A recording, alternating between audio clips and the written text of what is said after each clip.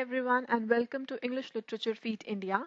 आज हम करेंगे The Picture of Dorian Gray जिसके author हैं Oscar Wilde. If you are new to my channel, do not forget to subscribe. Let's just start with the introduction. The Picture of Dorian Gray Oscar Wilde का पहला और इकलौता novel है. इसे 1889 में लिखा गया था और इसे पहली बार पब्लिश किया गया था लिपिनकॉट्स मंथली में इन 1890. ये 1890 वाला वर्जन एक शॉर्ट वर्जन था जिसके अंदर ना प्रेफेस थे और कुछ चैप्टर्स भी नहीं थे जो कि बाद में 1891 में ऐड किए गए थे. जो नॉवल का डिपिक्शन है of the Victorian England that seems to draw a lot from the historical events and fashions of the era. जिस literary period को ये novel belong करता है that is called aestheticism. Aestheticism अगर बहुत short में कहूँ तो it was a late 19th century European arts movement जिसका जो central doctrine था उस में ये था कि जो आर्ट है वो सिर्फ अपने लिए एग्जिस्ट करती है, अपनी सिर्फ ब्यूटी के लिए एग्जिस्ट करती है. आर्ट फॉर आर्ट से एक बहुत फेमस मोटो था एस्थेटिसिज्म का. और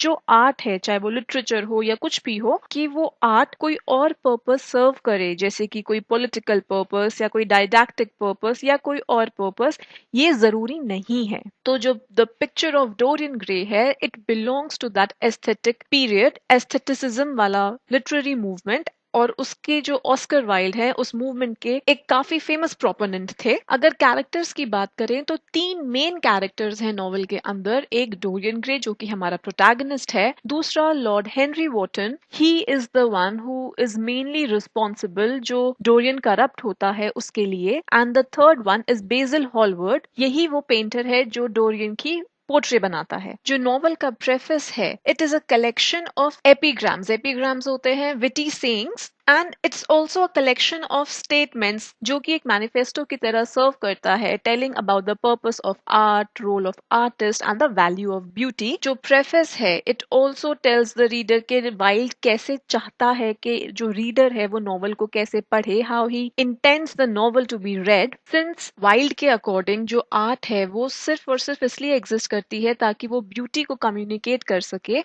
तो जो वाइल्ड है he warns against reading too much into any work of art. जैसे कि मैंने बताया जब फर्स्ट टाइम पब्लिश हुआ था ये नॉवल तो उसमें प्रेफेस नहीं था. Preface is something that was added later on and it was a direct response जो कि वाइल्ड के अगेंस्ट लगाए गए थे जब वो पहली बार पब्लिश हुआ था कि जो ये नॉवल है इट्स इमोरल एंड इनडिसेंट. तो यहाँ पर प्रेफेस में वाइल्ड उस चीज को डिफेंड करते हैं, खुद को डिफेंड करते हैं, अपने वर्क को डिफेंड करते हैं. Apart from that, जो preface है, it also establishes many of the novel's major themes.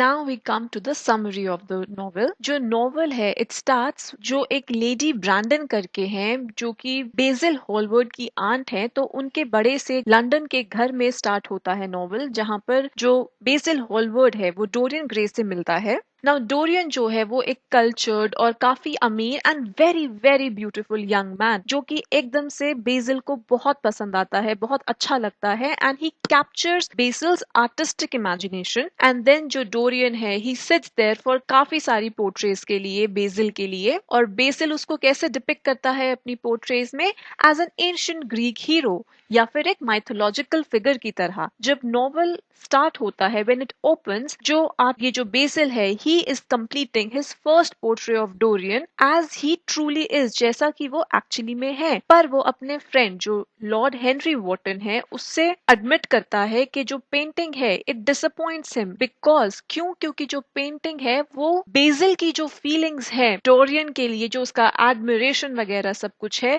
It reveals too much of that. अब जो लॉर्ड हेनरी है ही इज अ फेमस विट जो कि इंजॉय करता है स्कैंडलाइज करना अपने फ्रेंड्स को by celebrating youth, beauty and the selfish pursuit of pleasure. और वो ये जो अभी बेसिल ने बोला वो इससे डिसएग्री करता है, कहता है कि ये वाला जो उसने पेंटिंग बनाई है, जो पोर्ट्रे बनाई है डोरियन की, दैट इज बेसिल्स मास्टरपीस. तो जो डोरियन है वो स्टूडियो में आता है और बेसिल उसको ना चाहते हुए रेलेक्टेंटली, मतलब he is not really wanting to but he still does reluctantly introduce करता है उसको लॉर्ड हेनरी से। बेसिल क्यों रेलक्टेंट है? बिकॉज उसको लगता है कि जो लॉर्ड हेनरी वॉटन है उसका डोरियन के ऊपर अच्छा असर नहीं पड़ेगा। It will have a corrupting influence जो डोरियन है उसके ऊपर, because Dorian is young and he is very impressionable. And we as readers see कि जो बेसिल के फियर्स हैं दे आर वेल फाउंडेड। अब ये जो बेसिल का डर है गलत नहीं है वो, बिकॉज जैसे कि आप देखेंगे नॉवल में इट डज हैव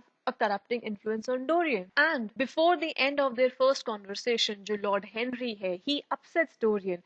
एक स्पीच देता है वो Lord Henry about the transient nature of beauty and youth, के जो ट्रांजिएंट होता है कि जो टेम्पररी हो, जो परमानेंट ना हो, तो उसके बारे में जब वो बोलता है and that upsets Dorian because Dorian is very beautiful and eventually that beauty will no longer be there. Thinking about that Dorian it makes him unhappy, so he is worried कि जो उसके ये जो सबसे इंप्रेसिव कैरेक्टरिस्टिक्स हैं, his beauty, his youth, they are fading day by day. और Dorian जो है वो अपनी पोर्ट्रेट को कर्स करता है क्योंकि उसको लगता है कि एक दिन वो जो पोर्ट्रेट है वो उसको याद दिलाएगी उस ब्यूटी की जो कि वो खो चुका होगा, बिकॉज जो डोरियन है वो एज करेगा, right? He is a human being, तो he will age, but that portrait it will remain the same, and that portrait will continue to remind him of the things that he has lost, his beauty, his youth. तो एकदम से in a fit of distress वो अपनी soul pledge करता है कि अगर वो जो पेंटिंग है डोरियन की बजाय, अगर वो पेंटिंग में जो डोरियन है, जो पेंटिंग है, if that ages, if that painting could bear the burden of age and infamy, ताकि डोरियन जो है वो हमेशा यंग रह सके, तो he will give his soul. So after all this जो लॉर्ड हेनरी है वो अपना डिजायर एक्सप्रेस करता है कि वो उस पोर्ट्रेट को ओन कर सके, लेकिन जो बेसिल है वो इंसिस्ट करता है कि जो पोर्ट्रेट है that belongs to Dorian. So over the next few weeks जो लॉर्ड हेनरी का इन्फ्लुएंस है डोरियन पे दैट ग्रोस स्ट्रॉन्गर। जो डोरियन है he becomes a disciple of new hedonism. Hedonism क्या होता है? इट्स द थ्योरी कि जो प्लेजर है in the sense of the satisfaction of desire, तो जो प्लेजर है that is the highest good and proper aim of human life. So जो डोरियन है ही प्रपोजेस कि he will live a life that is dedicated to this pursuit of pleasure, and he eventually comes to fall in love with this woman called Sybil Vane, जो कि एक young actress है जो कि London के जो slums है वहां पर थिएटर्स में परफॉर्म करती है। डोरियन को उसकी एक्टिंग बहुत पसंद है, और जो सिबिल है she refers to Dorian as Prince Charming. उसका भाई जो जेम्स वेन है वो उसको वॉर्न करता है कि जो डोरियन है वो उसके लिए सही नहीं है, वो उसके लिए अच्छा नहीं है, लेकिन जो सिबिल है she refuses to heed those warnings and she is so in love with Dorian, she comes to love Dorian so much, she has such deep emotions for him कि जो सिबिल है वो डिसाइड करती है कि वो अब एक्ट नहीं कर सकती, वो अब एक्टिंग नहीं कर सकती, क्योंकि शी थिंक्स कि वो स्टेज पर प्यार में होने का नाटक कैसे कर सकती है, बिकॉज नाउ अब उसने रियल लाइफ में वो एक्सपीरियंस कर लिया है। अब जो डोरियन है वो सिबिल से प्यार इसलिए करता है क्योंकि she can act. Dorian actually love Sibyl because of her ability to act, और जब वो डिसाइड कर लेती है कि वो अब एक्टिंग नहीं करेगी, तो जो डोरियन है वो उससे जो उसकी एंगेजमेंट हुई होती है ही क्रूअली ब्रेक्स दैट। और ऐसा करने के बाद जब वो वापस घर आता है तो वो देखता है कि जो जो बेसिल ने उसकी पोर्ट्रेट बनाई थी, वही वाली जो उसकी पिक्चर है, ही नोटिसेस कि it has changed, it now sneers. अब जो डोरियन है ही इज फ्राइटेंड कि जो उसने वो विश करी थी कि पेंटिंग सब कुछ अपने ऊपर ले ले, वो जो एज है, इनफेमी है, जो भी वो करेगा उसका भी जो इफेक्ट होगा वो सब पेंटिंग अपने ऊपर ले ले, ताकि डोरियन ऐसा का ऐसा रहे। एंड ही रियलाइजेस कि शायद उसकी वाली जो विश है इट हैज कम ट्रू, कि जो सारे उसके सिंस हैं, जो भी उसके पाप हैं, all that will be recorded on the canvas, on that painting. तो ये सोचकर, इससे डर कर वो ये डिसाइड करता है कि वो अगले दिन सिबिल के साथ सब कुछ ठीक कर लेगा। लेकिन अब जब अगले दिन आफ्टरनून में जो लॉर्ड हेनरी है वो ये खबर लेकर आता है कि सिबिल ने खुदकुशी कर ली, लॉर्ड हेनरी के कहने पर Dorian decides to consider her death as a sort of artistic Triumph,